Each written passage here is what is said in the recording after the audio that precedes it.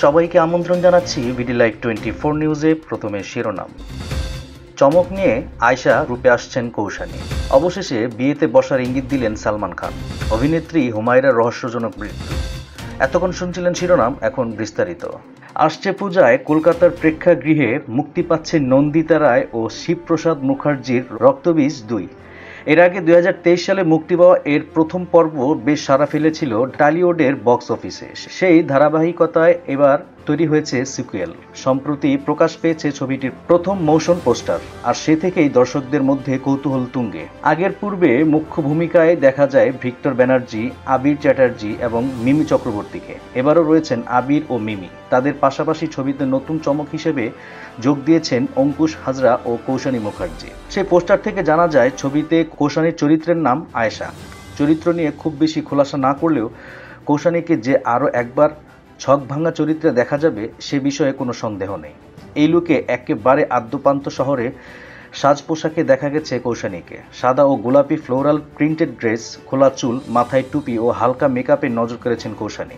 বলিউডের চিরকুমার খ্যাত সালমান খানকে নিয়ে বরাবরই প্রশ্ন ওঠে, কবে বিয়ে করছেন এই নায়ক। বয়স 60 ছুঁয়ে গেলেও এখনও ঘর বাঁধেননি।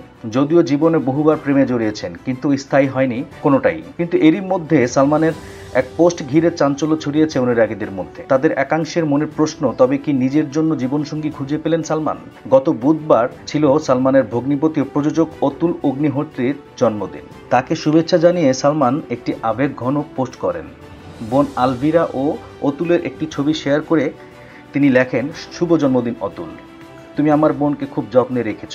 তুমি একজন শ্রেষ্ঠ স্বামী, শ্রেষ্ঠ বাবা, তোমাকে অনেকটা ভালোবাসা।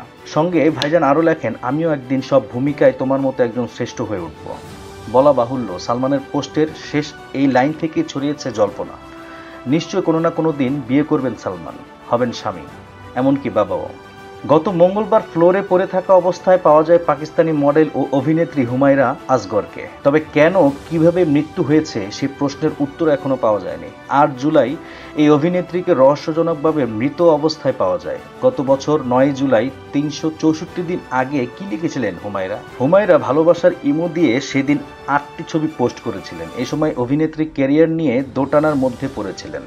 তার সেই অর্থে কিছু মডেলিং কাজ ছাড়া তেমন কোনো কাজ ছিল না। জানা যায় অনেকের সঙ্গে যোগাযোগও বন্ধ করে দিয়েছিলেন।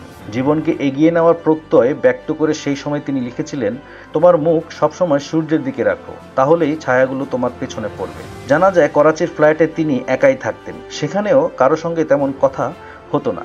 পরে মালিক বাসা ভাড়ার জন্য এক ফোন দিলে রহস্য সামনে আসে। প্রতিবেশীরাও জানান, এই অভিনেত্রীর ফ্ল্যাট থেকে দুর্গন্ধ আসছে। গত মঙ্গলবার বেলা 3টার দিকে তার লাশ উদ্ধার করে পুলিশ। পুলিশের ধারণা হুমায়রার মৃত্যু হয়েছে অন্তত 15 থেকে 20 দিন আগে। করাচি পুলিশ গণমাধ্যমে জানিয়েছে, ঘটনাটি রহস্যজনক এমনটা মন্তব্য করেছেন। পুলিশ বলেছে, ময়নাতদন্তের প্রতিবেদন পাওয়ার পর বিস্তারিত জানা যাবে।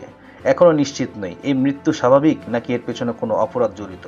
দেশ বিদেশের তথ্যবহুল সংবাদ সবার আগে পেতে বিডি লাইভ 24 নিউজ ইউটিউব চ্যানেলটি সাবস্ক্রাইব করুন ও ফেসবুক পেজটি ফলো করুন।